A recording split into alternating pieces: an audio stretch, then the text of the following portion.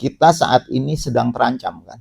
Jadi Indonesia ini sebenarnya sedang terancam oleh narkoba dan jenisnya. Nah, yang saat ini undang-undang narkotika kombinasi narkoba plus judi online. Betul. Jadi bahkan yang disebut edik itu kan nggak hanya ketergantungan, nggak hanya narkoba aja.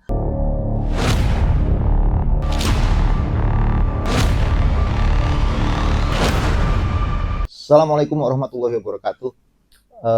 Kali ini dalam kondisi yang sebenarnya tidak terlalu disengaja, saya datang ke Wisma Ataraxis. Kebetulan saya owner, saya pimpinan. Ada program manajer yang saat ini sedang ada di panti, dan saya pikir tidak membuang waktu untuk kita coba akan ngobrol lah terkait ini pun terkait dengan kesehatan. Akan tetapi kita akan coba lihat fenomena yang berkembang saat ini terkait dengan masalah narkoba.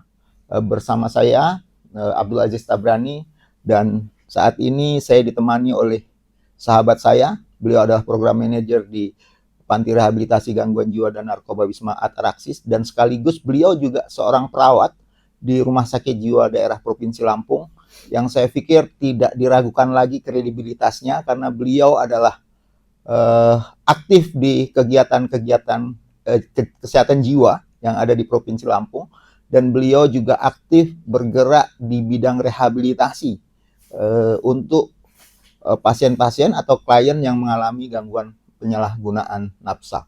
Bersama saya Bro Andi. Oke Bro, siap. Oke,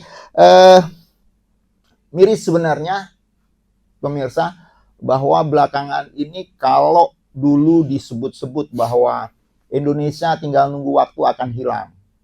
Nah, ini momennya juga sebenarnya masih momen Hari Kebangkitan Nasional. Yang saya pikir hilangnya negara itu bukan berarti nama Indonesianya hilang, tapi mungkin generasinya yang akan hilang ya Bro ya. Bisa mungkin apa nih kira-kira yang membuat, kalau dulu mimpi para pahlawan pendiri bangsa ini adalah menjadikan negara kita menjadi negara yang kuat, kira-kira menurut pandangan Bro Andi apa saja nih yang bisa menjatuhkan atau menghancurkan generasi muda atau bangsa kita sehingga bisa hilang dari edaran ya, dari peradaban di dunia ini. Ya, oke, terima kasih Bro.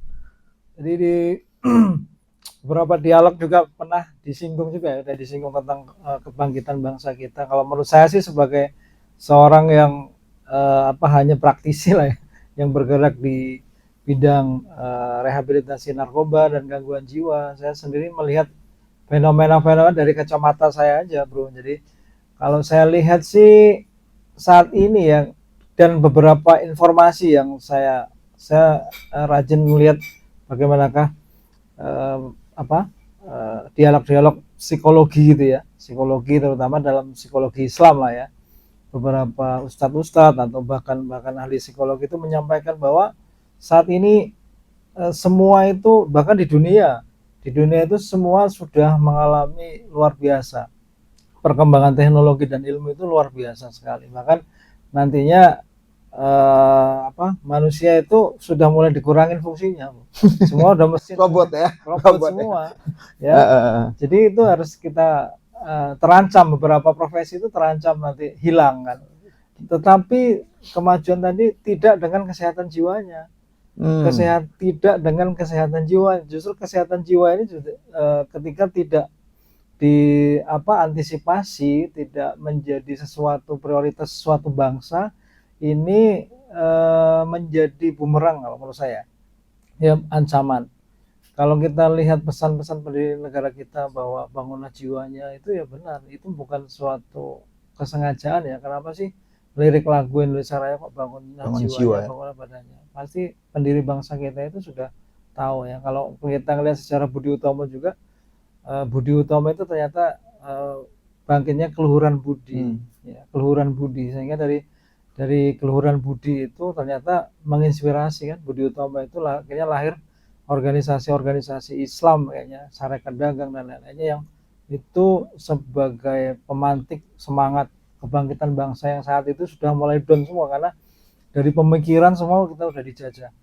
Dan kalau kita lihat fenomena saat ini, mungkin penjajahannya juga dari teknologi. Teknologi nilai yang saat ini generasi-generasi kita kalau lebih mengidolakan drakor ya, orang-orang Korea. Yang padahal kalau kita lihat artis-artis Korea itu tinggi sekali angka bunuh dirinya.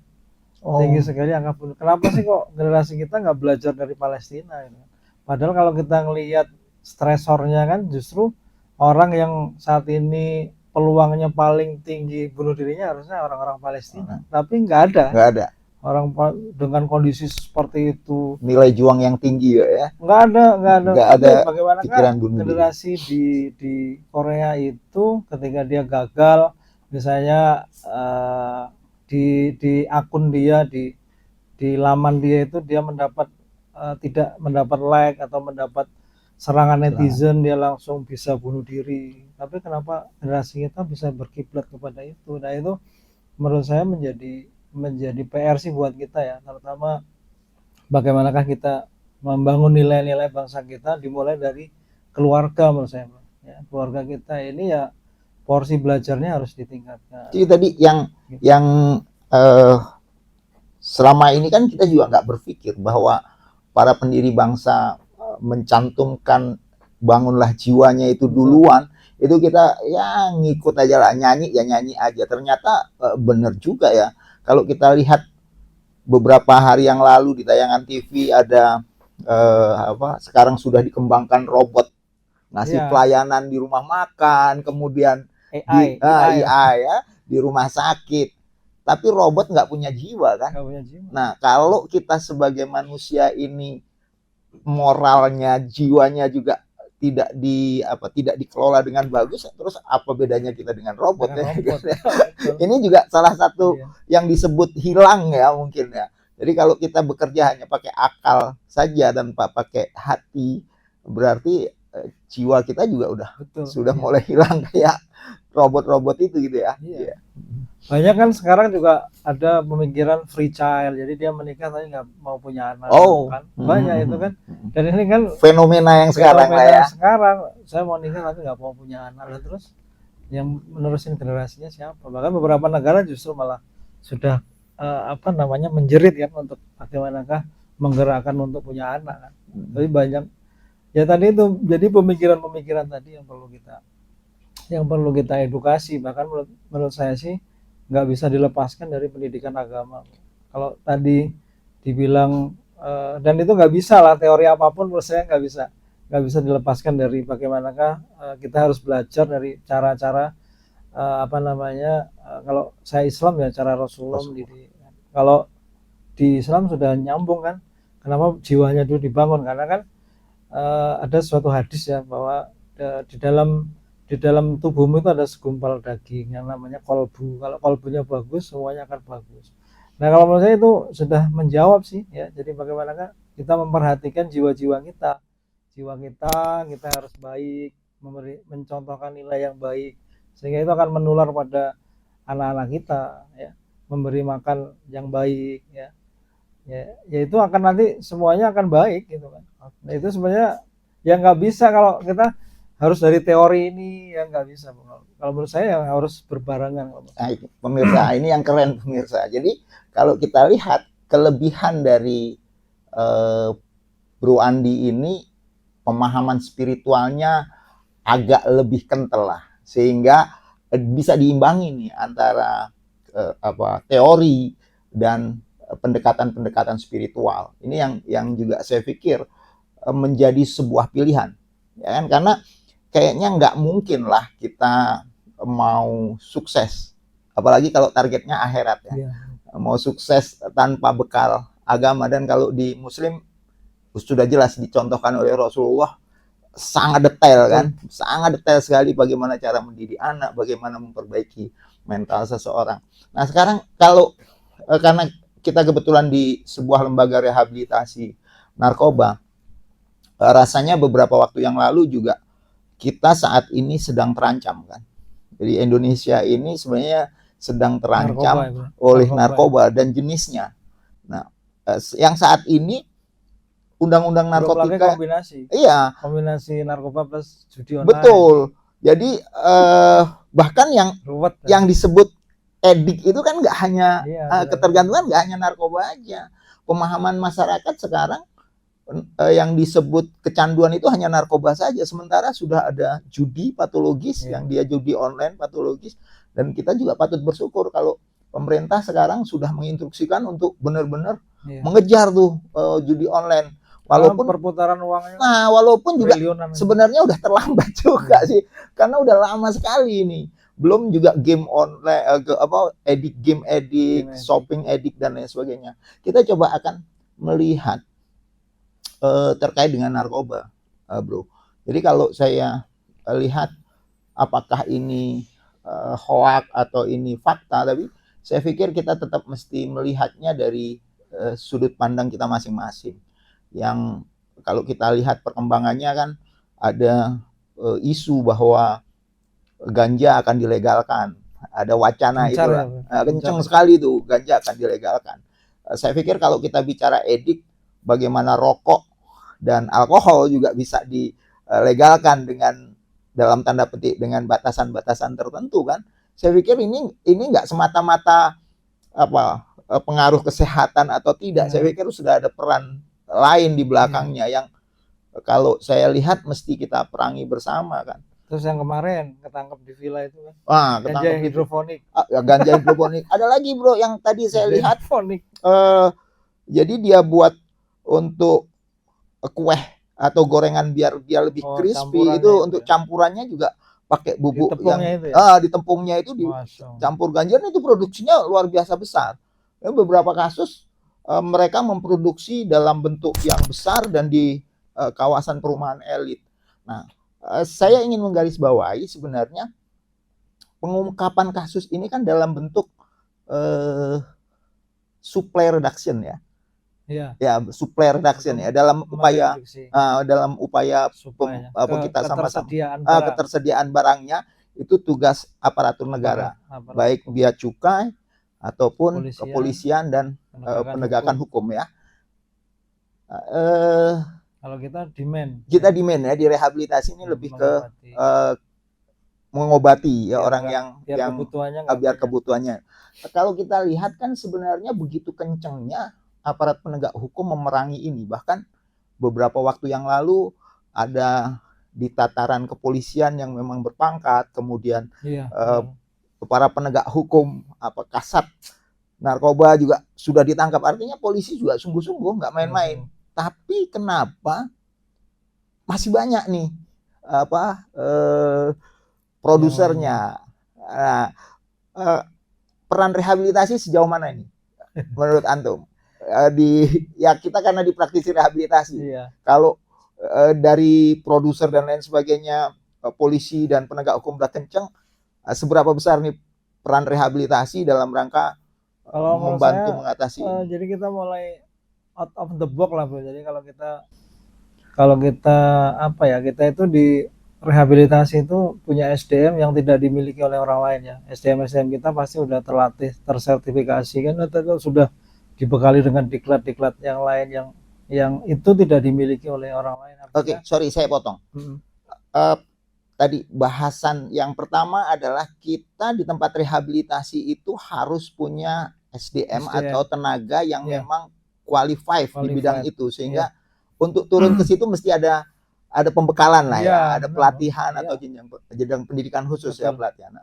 Terus jadi ya maksud saya selama ini kita jangan hanya menunggu ya. Menunggu itu artinya menunggu orang sudah kecanduan, sudah dengan psikotik ya, datang ke sini. Artinya ya hal itu yang memang kita harus sudah rehab, kemudian kan kalau seorang sudah adiksi itu kan chronic relapsing brain disease. Dia punya relapse yang tinggi kan. Nantinya kalau walaupun sudah clean di rehab, ketika dia terjun pulang lagi ke rumahnya itu banyak faktor yang mempengaruhi yang memungkinkan dia sekitar 30-40% itu beresiko relapse kan bro. Nah itu maksud saya mengajak nih untuk teman-teman yang punya fasilitas rehab. Jadi jangan hanya menunggu orang sudah kena loh. Jadi kita sudah punya SDM yang banyak dengan media yang banyak seperti saat ini inilah. Saat ini inilah bagian dari edukasi, promosi, Bro. Oke. Promosi. Jadi jangan nunggu generasi kita kena dulu, tapi bagaimanakah mengenalkan loh ini bahaya. Sehingga generasi kita itu tahu narkoba dan menjauhinya loh.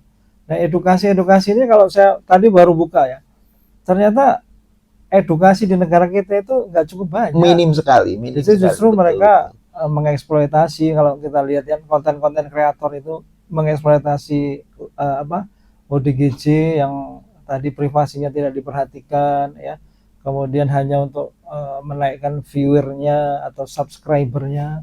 Nah, ini juga sebenarnya harus jadi PR juga ya. Nah, menurut saya marilah saya mengajak ini untuk bagaimana membangkitkan paket-paket edukasi yang bisa diterima oleh masyarakat ya. Jadi kita lebih ke arah promosi, Bro. Jadi kalau saya bilang kita harus mulai dari SD, TPA ya. Kita bisa kenalkan itu tentang narkoba. Kalau yang yang bidan itu bisa mengenalkan tentang kesehatan reproduksi, karena juga angka kita yang menikah di usia dini, yang sudah hamil duluan itu tinggi. Itu membuat kacau lagi kan, Bro, dengan generasinya. Kalau nanti dia punya anak bayi terus kemudian cerai, nah ini anaknya berpotensi makan narkoba lagi ya. Menurut saya seperti itu, Bro. Jadi kita harus sudah out of the box lah, jangan hanya menunggu. Jadi akhirnya kesehatan jiwa juga menjadi jiwa lagi sebenarnya ya. Bagaimana beberapa waktu yang lalu kita juga dapat kasus nih, dalam tanda petik keluarganya juga masa bodoh gitu. Jadi dianggapnya sudah masuk tempat rehab, udah urusan orang rehab, dengan program 3 bulan 4 bulan dia pulang sembuh gitu kan. Ini rasanya juga nggak adil kan, padahal kontribusi keluarga dan kontribusi orang tua juga tinggi terkait dengan anggotanya ada yang menggunakan tadi. Padahal dari pendidikan dia tinggi ya. Dari pendidikan tinggi kan agak miris juga. Ekonomi mapan, pendidikan tinggi, tapi faktor keluarga. Nah, makanya sebenarnya yang saya sampaikan pada beberapa topik dialog berikutnya, jadi kita itu yang harus kita bangkitkan adalah keluarga itu, karena makanya harus kita buat paket-paket untuk kelas pranikah, bagaimanakah persiapan nikah ya, apa yang akan ditemui pada saat pernikahan, bagaimanakah komunikasi, memahami seorang perempuan, memahami seorang, terus tupoksinya istri, suami, itu juga harus ada paketnya ya. Kemudian setelah itu ada kelas parenting ya, parenting juga harus dibuat ya, sehingga kita harus pertama itu keluarga. Makanya kalau kita di rehabilitasi ini kan selalu kan kita ada namanya family support group ya, gimana keluarga itu saling memberikan penguatan. Di situ kita bisa ngasih edukasi ya, kalau anak sudah kena narkoba ini jangan distigma ya, kemudian dia harus diberikan dukungan ya, dia nggak boleh dibanding-bandingkan, tidak boleh didiskriminasi ya. Yaitu keluarganya pun kita edukasi ya, di treatment edukasi. Nah, makanya kita pengen keluarga-keluarga ini juga ya ada belajar lah maksudnya ya, karena pada dasarnya fitrahnya anak itu dia betah di rumah harusnya. Nah, kalau anak itu lebih betah di kafe, kita tanda tanya. Rumahku surgaku. Ya, betul. Rumahku surgaku. Ya. Nah, ini makanya ya menciptakan kondisi di rumah itu juga nggak mudah. Tidak mudah. Oke, ya. Berarti tadi kalau Bro Andi mengatakan bahwa jauh lebih bagus upayanya adalah preventif. Jadi bagaimana edukasi, bagaimana edukasi, promosi kesehatan itu lebih kencang. Ini memang kalau kita melihat sih agak miris juga memang di negara kita kan. Di tayangan TV aja berapa iklan tentang bahaya narkoba, berapa iklan tentang bahaya rokok dan lain sebagainya kan. Bahkan kalau kita lihat di jalan saja banner yang terpampang bahaya narkoba kayaknya juga nggak muncul ya, sehingga ya anak-anak ya dianggap hal biasa aja. Betul, ya. Nah, bahkan kalau kita lihat di beberapa berita sekarang sudah mulai masuk kan di jajanan anak-anak segala macam. Iya, benar. Kira-kira untuk biar ini juga bermanfaat buat masyarakat, untuk mendeteksi bahwa jajanan atau makanan yang disajikan itu mengandung narkoba, kira-kira apa apa tandanya gitu.